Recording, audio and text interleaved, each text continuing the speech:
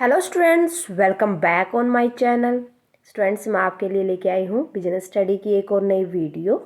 Business study में जैसा कि आपको पता है, हम डिस्कस कर रहे थे चैप्टर नंबर 4 बिजनेस सर्विसेज।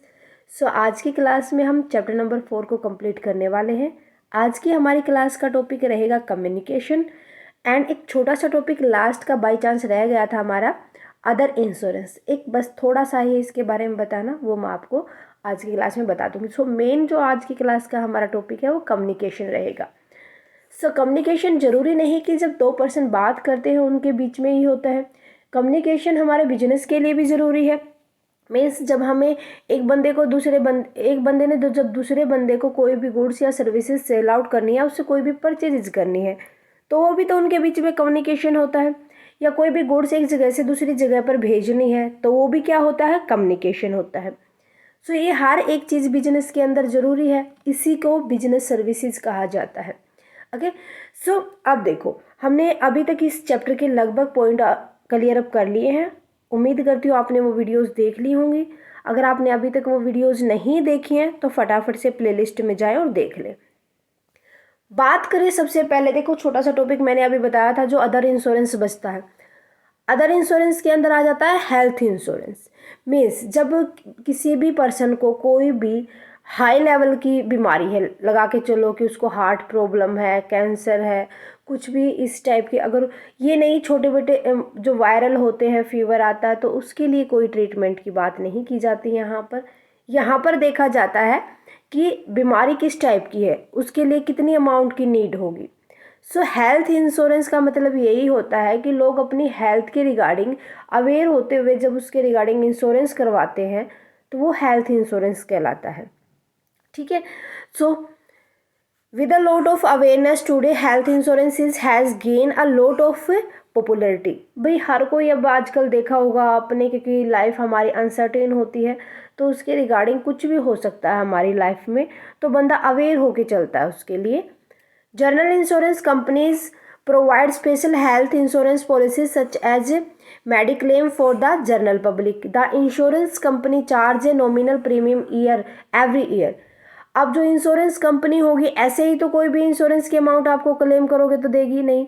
उसके लिए हमें हर एक साल कोई भी नॉमिनल प्रीमियम उनको जमा करवाना होगा। In return undertakes to provide to stipulated amount for the treatment of certain disease like heart problem, cancer. तो मतलब इसके अंदर जो हाई लेवल की हमारी डिजीज होती हैं उन्हीं को इंक्लूड किया जाता है। क्लियर है? बस इतना ही था अदर इंश्योरेंस में। फटाफट से अपने मेन टॉपिक पे आते हैं, कम्युनिकेशन पे। कम्युनिकेशन की बात करें तो कम्युनिकेशन क्या कहता है कि ये ना, देखो हमें अपना तो पता है कि कम्युनिकेशन क्या होता है। जब हम अपने थॉट को, जब हम अपने विचारों को जब किसी अदर पर्सन को बताते हैं, उसको समझाते हैं, तो वो कम्युनिकेशन कहलाता है।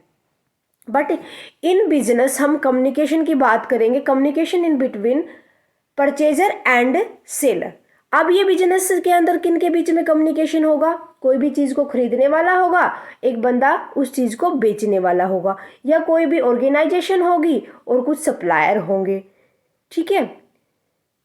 In this fact moving and competitive world, it is essential to have advanced technology for quick exchange of information with the help of electronic media. अब ये बात की गई है हमने किसके साथ? इलेक्ट्रॉनिक मीडिया के साथ। सो आजकल टेक्नोलॉजी इतनी एडवांस हो गई है कि जो कम्युनिकेशन है वो बहुत ही ईजी हो गया है। मीन्स हम क्विकली एक इंफॉर्मेशन को एक्सचेंज कर सकते हैं। It is an important service that help in establishing links between businessman, organisation, supplier, customer, etc. अभी किन के बीच में लिंकअप होकर के चलता है? एक बिजनेस के बीच में, organisation, supplier and customer. It educate people, widen their knowledge and broadens their outlook. It overcome the problem of distance between people, businessmen and institution as and thus कहता है कि जो ये प्रॉब्लम थी कि किसी बंदे तक कैसे पहुंचा जाए, अरे वो तो इतनी दूर है, हम वहाँ तक गुड्स कैसे पहुँचाएंगे, उनसे किस तरीके से कम्युनिकेट करेंगे, तो ये तो सारी चीज़ें आजकल की जो टेक्नोलॉजी है उनसे ओवरकम हो चुकी है। It help in smooth running of business activity. ये किस में हेल्प करता है? ताकि हमारा बिजनेस इजीली चलता रहे। The main service can be classified into postal and Telegram.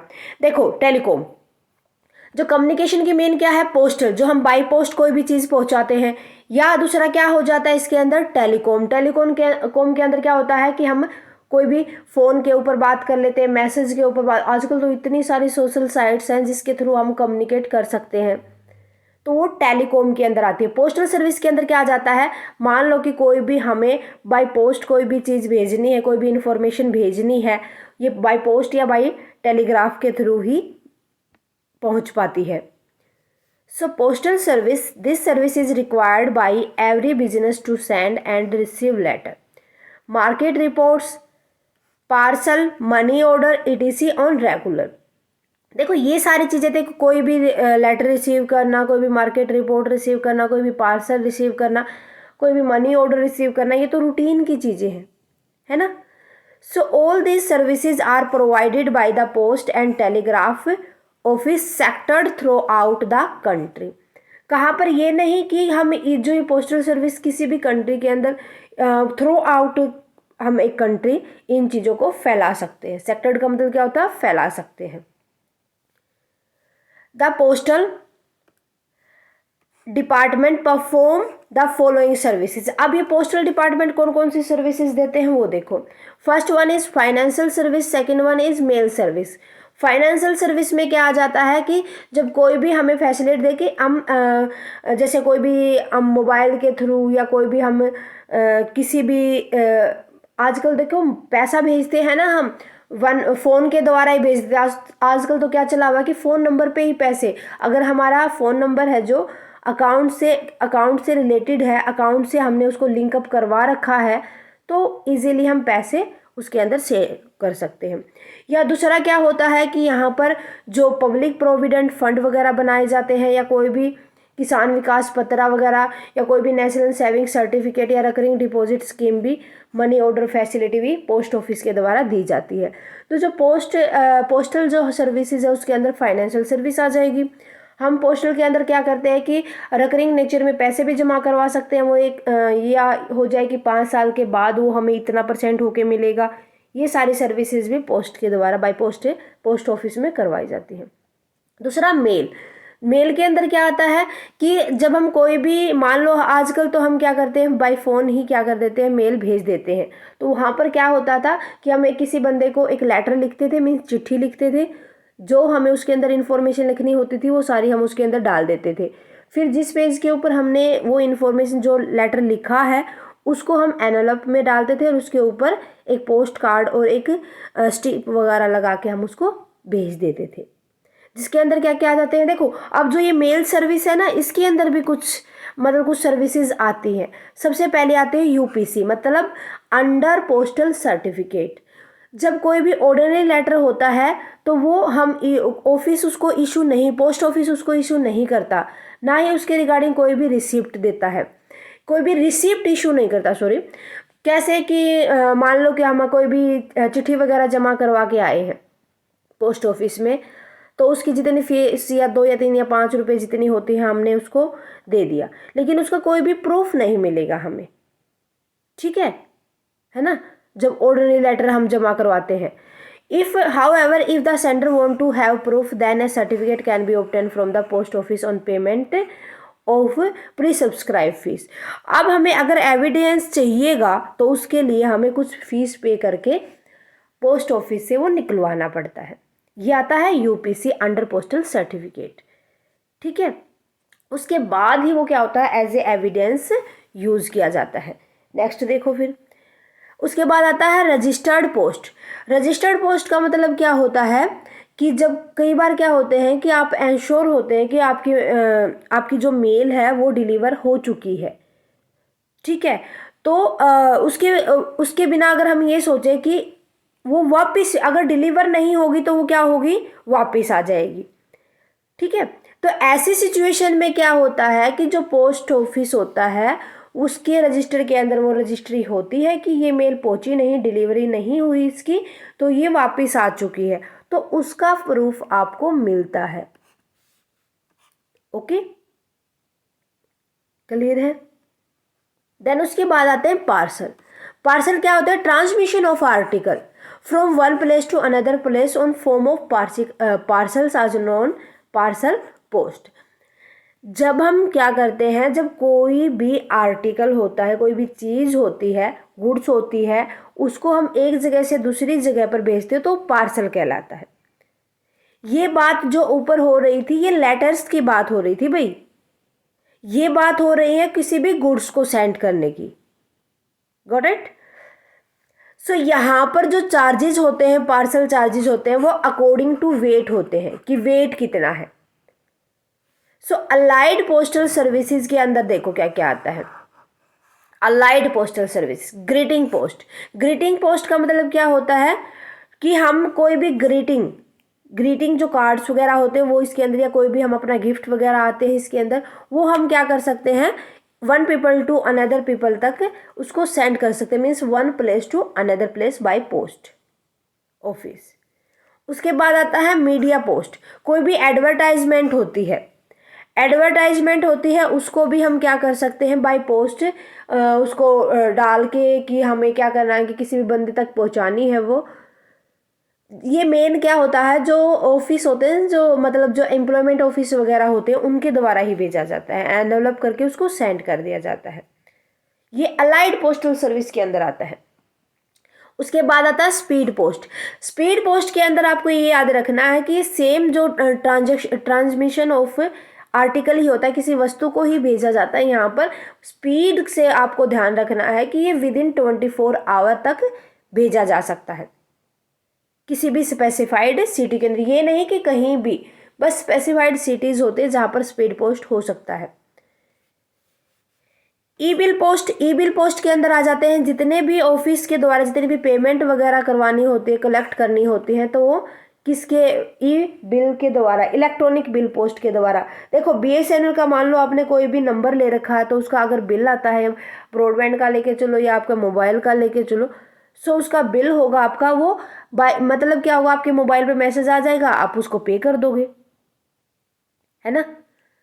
Clear है। उसके बाद आता है कुरियर सर्विस। कुरियर सर्विस के अंदर आते हैं कोई भी लेटर वगैरह सेंड करना, कोई भी डॉक्यूमेंट, कोई भी पार्सल, ठीक है, किसके द्वारा। यहाँ पर ये क्या होता है, ये प्राइवेट सर्विसेज होती है कि यहाँ पर हम प्राइवेटली उन चीज़ों को बेचते हैं, हम डिस्क्लोज नहीं करते।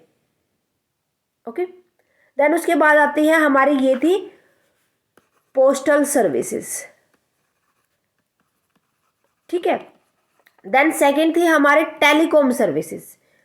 टेलीकॉम सर्विसेज आजकल हर कोई अवेयर है कि मतलब टेलीकॉम सर्विसेज होती क्या, हर किसी के पास मोबाइल है, हर किसी के पास लैपटॉप है, अपना कंप्यूटर है, हर कोई सोशल साइट यूज कर रहा है, तो ये सारी की सारी किसके अंदर आती है, टेलीकॉम सर्विसेज के अंदर। Today's global business world, the dream of doing business across the world will remain a dream only in the absence of telecom services. भाई टेलीकॉम सर्विसेज नहीं होंगी तो हम अपना अदर कंट्री के साथ बिजनेस पॉसिबल नहीं है, सोच भी नहीं सकते। ओके। अब देखते हैं कि टेलीकॉम सर्विसेज होती कौन कौन सी है। सबसे पहली होती है सर्कुलर मोबाइल सर्विसेज। भाई फोन या हम कोई भी मैसेज वगैरह सेंड करते हैं, ये सारे होती है हमारी सर्कुलर मोबाइल सर्विसेज, कि जिसके थ्रू हम अपनी वॉइस मैसेज भी भेज सकते हैं, नॉन वॉइस मैसेज भी भेज सकते हैं, कोई भी डेटा सर्विसेज दे सकते हैं बाय मोबाइल। ओके। पीसीओज आ जाता है इसके अंदर। देन उसके बाद आता है रेडियो पैगिंग सर्विसेज, जिसका मतलब होता है कि हमें ट्रांसमिटिंग और information to person even when they are mobile. हम रेडियो पेजिंग सर्विसेज का मतलब क्या होता है कि जब वो बंदा मोबाइल के ऊपर होगा तभी हम उसको सर्विसेज दे पाएंगे। एक बात यहाँ ये भी याद रखनी है आपको, ठीक है। फिक्स्ड लाइन सर्विसेज, जब कोई भी बंदा बहुत ही ज़्यादा डिस्टेंस पे है, मीन्स मान लो किसी भी अदर कंट्री के अंदर है, तो उसको कोई भी वॉइस मैसेज भेजना या नॉन वॉइस मैसेज भेजना, कोई भी डाटा सर्विसेज देना, वो हमारी फिक्स्ड लाइन सर्विस के अंदर आती है। उसके बाद आता है cable service linkage and switch service. इसमें क्या होता है, ये लाइसेंस एरिया के अंदर यूज़ किया जाता है। मेनली हमारा एंटरटेनमेंट से रिलेटेड सर्विसेज होते हैं, जैसे केबल वगैरह हो जाती है हमारे घर में, या जितने भी हमारी, आपने देखा होगा छतरी वगैरह लगी हुई है, टाटा स्काई, एयरटेल, सो ये सारी की सारी किसके अंदर आ जाती है, केबल सर्विस लिंकेज के अंदर। देन उसके बाद आता है VSAT services, means very small aperture terminals. इसमें क्या होता है कि एक सैटेलाइट कम्युनिकेशन हो सर्विसेज होती है, जिसके अंदर गवर्नमेंट प्रोवाइड करके चलती है। हाईली कोई भी फ्लेक्सिबल या रिलायबल कम्युनिकेशन करना हो तो ये दोनों में यूज होती है, अर्बन और रूरल एरिया के अंदर, मीन्स जो शहर होते हैं शहरी क्षेत्र में और ग्रामीण क्षेत्र दोनों में यूज होती है। देन उसके बाद आती है DTH services, direct to home. ये डायरेक्ट टू होम किसके थ्रू होती है, ये भी सैटेलाइट के थ्रू होती है। कौन प्रोवाइड करके चलता है, सर्कुलर कंपनीज प्रोवाइड करके चलती है। इसके अंदर ये प्रोवाइड किया जाता है किसी भी स्मॉल डिश से एंटीना के द्वारा और सेटअप बॉक्स के द्वारा।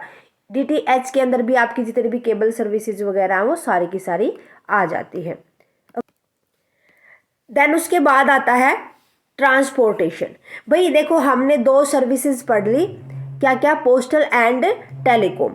उसके बाद दो टॉपिक और बचते हैं हमारे, ट्रांसपोर्टेशन और वेयर हाउसिंग।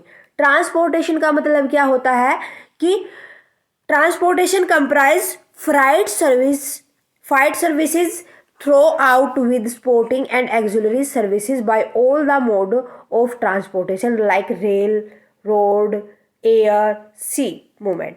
जब हम क्या करते हैं, कोई भी चीज़ या तो बाय एयर भेजते हैं, या बाय रोड भेजते हैं, या बाय रेल भेजते हैं, या बाय सी सर्विसेज भेजते हैं, तो यहाँ पर जितने भी हमारे इंटरनेशनल कैरिज आ जाते हैं वो भी इंक्लूड किए जाते हैं।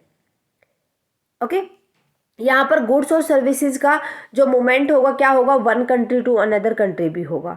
वेयर हाउस का मतलब क्या होता है कि अगर हमारे पास एक्स्ट्रा गुड्स है तो हम उनको क्या करते हैं, स्टोर करके रखते हैं, ताकि हम जब हमें नीड हो उनको तो वहाँ से ले सके। The warehouse was initially viewed at a static unit for keeping and storing goods in a static and systematic manner so as to maintain their original quality, value and usefulness. ताकि ware house हम इसीलिए देखो store तो हम कहीं भी कर सकते हैं, वेयर हाउस हम इसीलिए यूज करते हैं ताकि जो हमारी गुड्स और होती हैं उनकी ओरिजिनल क्वालिटी बनी रहे, उनकी वैल्यू में कोई कमी ना आए, वो यूजफुल रहे, टूटे फूटे ना। Okay, got it. So clear है आपको बिजनेस सर्विसेज। इतने सारे जो चीज़ें हैं, मतलब थोड़ा सा लंबा टॉपिक था, चैप्टर था ये हमारा, बट ईजी था।